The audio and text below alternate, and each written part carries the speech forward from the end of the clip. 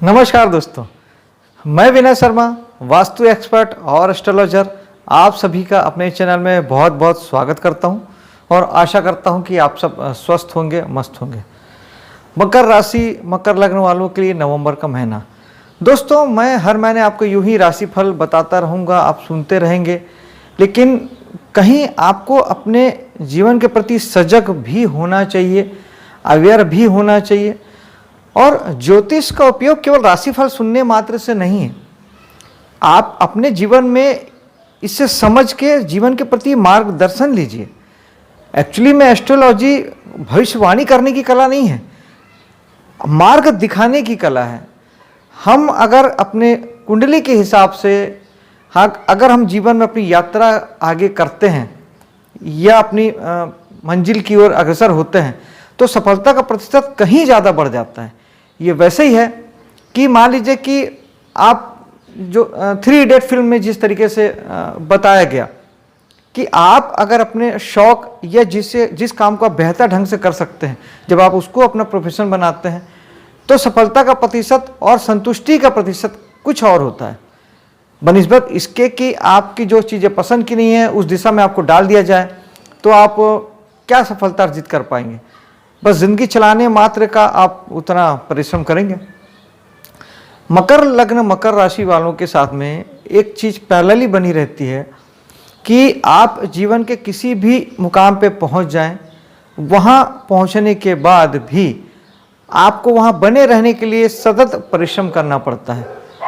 आप वहां से हट नहीं सकते, परिश्रम से भाग नहीं सकते, और कोई दिन ऐसा नहीं होगा जिस दिन आप चैन से सो जाएं कि अब तो मैं यहाँ पहुँच गया हूँ, क्योंकि शनि कारक हैं आपके लग्न के, और शनि परिश्रम के, हार्ड वर्किंग के कारक ग्रह हैं, श्रम के कारक ग्रह हैं, अधिक मेहनत के कारक ग्रह हैं। तो वो आप अगर प्रधानमंत्री भी रहेंगे तो आपको चंद्रशेखर या बीपी सिंह या देवी गौड़ा की तरह आपको वहाँ पर भी आपको हर दिन स्ट्रगल करना पड़ेगा। आपको ये नहीं पता रहेगा कि मैं कल प्रधानमंत्री रहूँगा या नहीं रहूँगा। ये मैं समझाने के उद्देश्य से मैं आपसे बात कर रहा हूँ, ताकि आप इस बात को समझ सकें कि आपको जो सफलता चाहिए वो मिलने के बाद आप ठहर न जाए। आपको वहाँ पे बने रहने के लिए परिश्रम करना ही पड़ेगा। और ये कोई मैं नहीं बता रहा हूँ, ये आप अपने साथ लेके आए हैं। वो सारे लोग जो मकर राशि या मकर लग्न में जिन्होंने जन्म लिया है, उनके साथ ये उनकी डेस्टिनी है, ये डेस्टाइन है। सारी सफलता मिल सकती है, धरती के ब्रह्मांड के किसी भी मुकाम पे आप पहुंच सकते हैं, लेकिन वहां बने रहने के लिए भी आपको मेहनत करना ही पड़ेगा। ये आज का सूत्र था। आगे राशिफल की बात करते हैं। तो इस महीने शनि जो हैं स्वराशि में हैं आपके, और अभी शनि के साढ़े साथी के फेज से आप गुजर रहे हैं। साढ़े साथी का ये दूसरा चरण है। जैसे ही शनि कुंभ राशि में चले जाएंगे तो शनि आपके तीसरा चरण जो साढ़े साथी का वो शुरू हो जाएगा। साढ़े साथी केवल संघर्ष ही कराता है ऐसा ज़रूरी नहीं है, साढ़े साथी सफलता भी देता है, आपको उन्नति भी देता है। लेकिन साथ ही चूँकि शनि बेसिकली शनि दुख के कारक ग्रह हैं, इस बात को समझिए। हम ज़्यादातर समय में हम ग्रहों के हम नैतिक उसका जो बेसिक कारक तत्व है उसको हम भूल जाते हैं और हम फलित करते चले जाते हैं कि लग्न में है तो अच्छा है, यहाँ है तो अच्छा है। नो डाउट आपके लग्न में स्वराशि का शनि आपको बलवान करता है, आपकी इच्छा शक्ति को बलवान करता है, सारी चीज़ें हैं। लेकिन शनि कारक किन चीज़ों का है, कारक किन चीज़ों को बलवान करेगा? शनि क्या देगा? राहु क्या देगा? बुध केतु मंगल क्या देंगे? क्या कोई कुछ भी देगा क्या? मंगल शनि की चीज़ें दे देगा, शनि मंगल की चीज़ें देगा? ऐसा नहीं होता, ऐसा बिल्कुल भी नहीं होता। शुक्र बलवान है तो शुक्र अपनी चीज़ों के लिए बलवान है, अपनी चीज़ें दे सकता है। मैं अपनी चीज़ें आपको दे सकता हूँ, दूसरे की चीज़ ला के आपको कैसे दे सकता हूँ?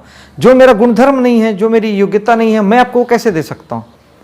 मैं आपको ज्योतिष के बारे में बता सकता हूँ, वास्तु के बारे में बता सकता हूँ, न्यूमरोलॉजी की मुझे कोई खास जानकारी नहीं है, कैसे दे सकता हूँ मैं? वो दूसरे का ज्ञान को मैं आपको कहाँ से दे सकता हूँ? यही बात ग्रहों के साथ लागू होती है। लग्न में शनि है तो आपको इस महीने और एक महीने धन के लिए संघर्ष कराएंगे, क्योंकि धन के स्वामी भी शनि हैं आपके दूसरे भाव के, वो आपके लग्न में बैठ गए हैं। तो यानी अपने से 12वें, धन से 12वें, तो यानी इस महीने आपको, और अभी पिछले महीने 2 महीने से आपका धन को लेकर संघर्ष चल ही रहा है, वो संघर्ष अभी कम वैसे नहीं होगा जब तक आप शनि को सिद्ध नहीं करते या शनि को खुश नहीं करते। वैसे भी मकर लग्न या मकर राशि वालों को जिंदगी भर शनि का उपाय करना ही चाहिए, क्योंकि आपके धन भाव का स्वामी जो है वो शनि है, और शनि को जितना साधेंगे धन की मात्रा, धन का फ्लो आपके लिए बना रहेगा, धन आपको आता रहेगा। अगर आप शनि को नहीं साधेंगे तो धन को लेके आप हमेशा दुखी रहेंगे, परेशान रहेंगे, प्रॉब्लम में रहेंगे। तो बेहतर होगा कि शनि का उपाय आप करें। शनि के लिए गरीब लोगों को बिल्कुल भी तकलीफ ना दें, संभव हो तो उनकी सेवा करें, उनकी मदद करें, उनकी सहायता करें, किसी प्रकार का सुख उन्हें दें। घर में जितने काम करने वाले लेबर क्लास लोग हैं उन्हें किसी प्रकार का गाली गलौज ना करें, उन्हें तकलीफ ना दें। काली चीज़ों का दान करें, जैसे काली उड़द की दाल हो गई, काले कपड़े हो गए, या काला तिल हो गया। शनि के मंदिर में जाएं, भगवान शनि का उपास करें। शनि के लिए तेल का दान सबसे बेहतरीन होता है। शनि को तेल चढ़ाएं, चाहे सरसों का चाहे तिल का तेल चढ़ाएं शनिवार के दिन।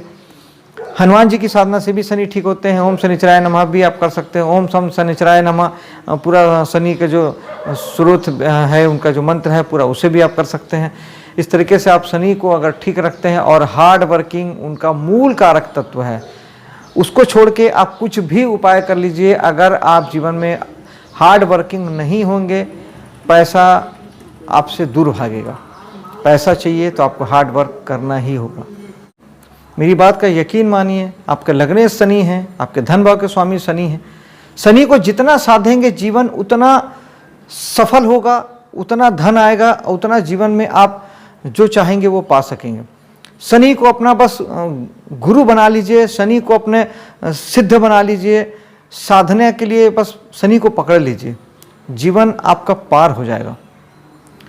आगे बढ़ते हैं, और आपके इस समय में यात्राएं आपको जीवन में ऊंचा उठाएगी। साहस पराक्रम आपको फायदा देगा। अपने एफर्ट लगाइए, जितना हो सके आप अपना एफर्ट लगाइए, क्योंकि ये फलित मैं शनि का नहीं कह रहा हूँ। तीसरे भाव में बृहस्पति बैठे हुए हैं जो कि स्वराशि के हैं। तीसरा भाव आपके पराक्रम का होता है, साहस का होता है। तो आपका साहस पराक्रम आपको जीवन में बिल्कुल ईश्वरीय मदद भी आपको वहाँ पे मिलेगी। कमीशन दलाली पे काम करते हैं, एजेंसी लाइन का काम करते हैं, और इंटरनेट से जुड़ के अगर आप कुछ करते हैं तो वहाँ पे बहुत अच्छी तरक्की आप कर सकेंगे। मार्केटिंग की फील्ड में आप बेहतर कर सकेंगे। अपनी इच्छा को आप जी सकेंगे, जो आप करना चाहते हैं वो आप कर सकेंगे, उसमें ईश्वर आपकी मदद करेंगे। घर के सुख को लेके थोड़ी सी आपको डिस्टर्बेंस होगा। राहु यहाँ बैठे हुए हैं, आपको कहीं ना कहीं थोड़ा सा भटका सकते हैं।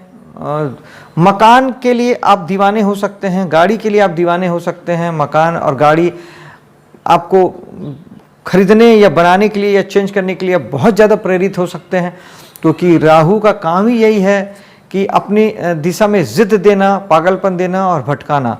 क्योंकि चौथा भाव आपके मकान का है, वाहन का है, तो निश्चित ही आप या तो आप मकान खरीद चुके होंगे या खरीदने वाले होंगे, और घर के सुख में थोड़ी बेचैनी अनुभव कर सकते हैं। राहु आपको भटका सकता है कि यहाँ नहीं तो कहाँ सुख है, उसकी तलाश आप कर सकते हैं, लेकिन ये सिर्फ भटकाव ही है। राहु के लिए मेडिटेशन जरूर करें, वरना ये भटकाव बढ़ता ही जाएगा।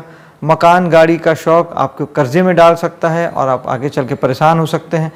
राहु अनैतिकता भी देते हैं, जब जिद देते हैं तो उसे पाने के लिए अनैतिक भी बना देते हैं। तो ये भी बात का ध्यान रखिएगा कि राहु आपको अनैतिक ना बना दे, कि आपको मकान के चक्कर में, गाड़ी के चक्कर में और सुख शांति के चक्कर में आप कहीं ज़्यादा अपने लिए मुसीबतें खड़ी कर लें। तो इस बात का ध्यान रखेंगे।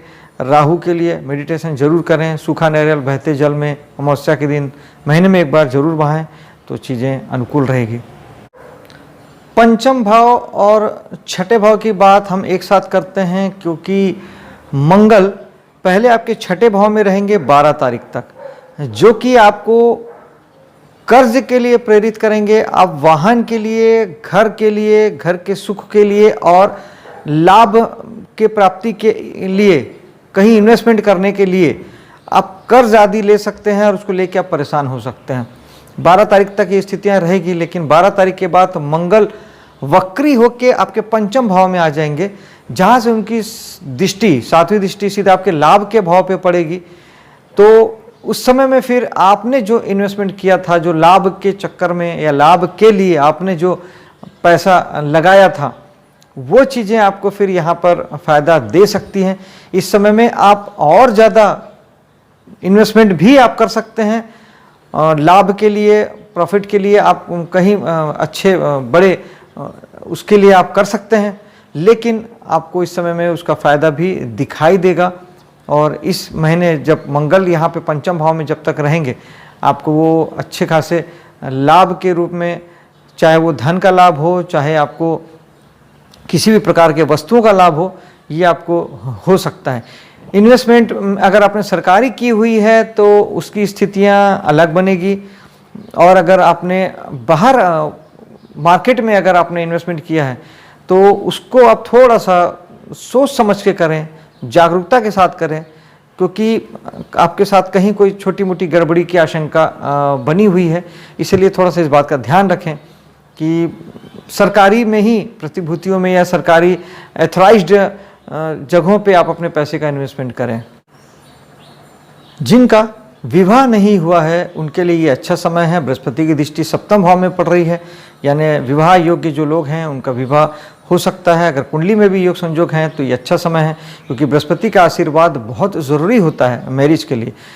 जीवन साथी के साथ भी रिलेशनशिप अच्छे बने रहेंगे और एक से ज़्यादा रिलेशनशिप भी बन सकते हैं, यानी जिनका पहली मैरिज किसी वजह से डिस्टर्ब हो गई है तो वो दूसरी मैरिज के लिए या दूसरे रिलेशनशिप की ओर अग्रसर हो सकते हैं। 8वें भाव की बात करें तो जो चिंता और परेशानी का है, तो इस महीने 16 तारीख तक पहले आपके काम धाम में थोड़ी सी रुकावट आएगी। सरकारी कामकाज में थोड़ी सी बाधा दिक्कत आप महसूस कर सकते हैं। कहीं सरकारी अधिकारी आपके कामों को रोक सकते हैं, अटका सकते हैं, आपको थोड़ी परेशानी में डाल सकते हैं। और 15-16 तारीख के बाद जब सूर्य आपके एकादश भाव में आ जाएंगे, तब आपको फिर समाज और दोस्त यारों से तकलीफ़ें हो सकती है और उनके माध्यम से आपको कष्ट पहुंच सकता है। चूँकि मकर राशि या मकर लग्न वालों के अष्टमेश सूर्य हैं, जो कि आपके दुख, तकलीफ, पीड़ा, रुकावट, बाधा, चिंता, परेशानी के स्वामी हैं, तो आपको ताउम्र पूरे जीवन सूर्य को जल देना एक बहुत शानदार उपाय है, जिससे कि आपकी दुख, तकलीफें, प्रॉब्लम कम से कम हो। क्योंकि सूर्य तो गोचर कर ही रहे हैं और हर महीने वो किसी न किसी भाव में तो वो चले ही जाएंगे। तो अष्टमेश का किसी भी भाव में जाना आपको चिंता और परेशानी में डालता है या दुख तकलीफ में डालता है। तो इसलिए सूर्य को जल देना आपके लिए एक अच्छा उपाय है। यानी शनि का एक उपाय और एक यानी पिता पुत्र दोनों को साधना, सूर्य को अष्टमेश होने के कारण साधना और शनि को लग्नेश और धनेश होने के कारण साधना। सूर्य और शनि को साध लीजिए, जीवन आपका 100% सफल हो जाएगा। दोस्तों एक बात बहुत अच्छी है कि भाग्य लगातार साथ दे रहा है। चूँकि भाग्य में बृहस्पति की दृष्टि है, इसलिए धार्मिक कामकाज में आप बहुत अच्छे रहेंगे। पिता की स्थिति अच्छी होगी, पिता भी आपका साथ देंगे। धार्मिक रूप से आप अगर प्रवचन आदि देते हैं, अगर आप कर्मकांडी हैं, किसी प्रकार के धार्मिक संस्थाओं से जुड़े हैं, कोई संस्था संचालित करते हैं, मंदिर आदि संचालित करते हैं, उपदेशक हैं, उच्च शिक्षा से जुड़े हैं, उच्च शिक्षा चाहे आप लेते हो या देते हो, ये सारी जगहों में आपकी बहुत अच्छी उन्नति होगी, तरक्की होगी, बहुत अच्छा परफॉर्म कर पाएंगे। धर्म से जुड़ेंगे, धर्म में आस्था बढ़ेगी और निश्चित ही ये चीज़ें आपको फायदेमंद भी होगी। कर्म के भाव में इस समय 4 ग्रह आपके बैठे हैं 10वें भाव में। तो 4 ग्रह यानी बुध सबसे पहले शुक्र है, जो कि 10 तारीख तक बैठे हैं। स्वग्रही शुक्र हैं, कामकाज की जगह में आपको सुख और सुविधा प्रदान करेंगे। महिला जाति से आपको कुछ सहयोग मिल सकता है। और इसके बाद बुध हैं, जो कि 12 तारीख तक रहेंगे। तो बुध आपको भाग्य का सपोर्ट देंगे, क्योंकि बुध भाग्येश है। तो भाग्य आपका निश्चित ही कर्म क्षेत्र में आपका साथ देगा, चाहे आप नौकरी करते हो, बिजनेस करते हैं, जो कुछ भी आप करेंगे भाग्य इसमें आपका साथ रहेगा। और बुद्धिमानी से आप काम करेंगे, क्योंकि बुध बुद्धि के कारक हैं, तो बुद्धि भी आपके साथ देगी, सही निर्णय ले पाएंगे। और सूर्य यहाँ पे 16 तारीख तक पिता का साथ देंगे और मान सम्मान प्रसिद्धि में इजाफा करेंगे। केतु भी यहाँ लगातार बने हुए हैं। केतु आपको अपने काम से विरक्त करने की कोशिश करेंगे, हटाने की कोशिश करेंगे, काम में चेंज लाने की कोशिश करेंगे। मन आपका करेगा कि जो चालू काम है उसमें चेंज हो पाता, मैं चेंज कर पाता, या मैं चेंज कर लूँ। नौकरी छोड़ने का मन बनेगा, बिजनेस चेंज करने का मन बनेगा, लेकिन नहीं करना है। ये तो केतु की आदत है, केतु तो कराते हैं। बस आपको करना ये है कि आपको मेडिटेशन ज़्यादा से ज़्यादा करना है और प्रेजेंट में रहना है। आप प्लानिंग नहीं करेंगे तो कहीं कोई दिक्कत नहीं आएगी, चुपचाप अपना काम करते रहिए। केतु सिर्फ पैर हैं, तो सिर्फ कर्म करिए, फल की चिंता मत करिए, विचार बिल्कुल भी मत करिए, तो कहीं कोई दिक्कत नहीं आएगी। एकादश भाव की बात करते हैं तो वहाँ पर सेकेंड हाफ में 11 तारीख को शुक्र आ जाएंगे, 13 तारीख को बुध आ जाएंगे और 17 तारीख को सूर्य आ जाएंगे। ये सभी ग्रह मिलके आपको दोस्ती यारी बढ़ाएंगे, समाज सोसाइटी में स्थान बनाएंगे और आपको लाभ प्राप्ति की ओर अग्रसर करेंगे। और आपने कोई इन्वेस्टमेंट कर रखा है किसी प्रकार के, आप शेयर वगैरह में या इस तरह के किसी भी लाभ के कामों में आप अगर कुछ करते हैं, पैसा इन्वेस्टमेंट करते हैं या खर्च करते हैं, तो निश्चित ही आपको वहाँ से लाभ की प्राप्ति होगी। 12 भाव के स्वामी बृहस्पति हैं, तो अगर आप विदेश से जुड़ कर कोई काम करते हैं, हॉस्पिटल उद्योग से जुड़ कर कोई काम कर रहे हैं, तो वहाँ पे आपको शुभता मिलेगी, सब कुछ बढ़िया होने वाला है। और अगर ऐसा कुछ आप नहीं करते हैं, तब उस स्थिति में केवल 12वां भाव आपका खर्च या इन्वेस्टमेंट की भूमिका में आ जाता है। आप अगर इन्वेस्टमेंट करते हैं तो इन्वेस्टमेंट भी एक प्रकार का खर्च होता है। तो ये 12वें भाव का बहुत अच्छा उपाय है कि अगर आप लगातार इन्वेस्टमेंट करते रहते हैं तो आपका एक्सेस खर्च या अनावश्यक खर्च या बेकार खर्च, गैर ज़रूरी खर्च नहीं होता है। और अगर आप ये भी नहीं करते हैं, सिर्फ उस स्थिति में आपके गैर जरूरी खर्च होते हैं। लेकिन बृहस्पति का स्वामी होना इस बात का इंडिकेशन करता है कि आपके पैसे हमेशा शुभ, सात्विक और अच्छे कामों में खर्च होते हैं, दान आदि में खर्च होते हैं, लोगों की मदद करने में खर्च होते हैं और मंदिर आदि में खर्च होते हैं, मंदिर में दान देने में खर्च होते हैं। आप किसी सामाजिक संस्था को, धार्मिक संस्था को, किसी गरीब की हेल्प करने में खर्च होते हैं। यानी कुल मिला के बृहस्पति शुभ दिशाओं में, शुभ भाव से पैसे खर्च कराते हैं, जो कि जीवन में शुभता ही लेके आते हैं। आप स्वस्थ रहें, मस्त रहें और अपना ध्यान रखें। आपका महीना शुभ हो, सफल हो, इसी कामना के साथ अब मैं आपसे विदा लेता हूं। मेरे वीडियो को लाइक और शेयर कीजिएगा, मेरे चैनल को सब्सक्राइब कीजिएगा। मिलता हूं अगले वीडियो पे। जय हिंद।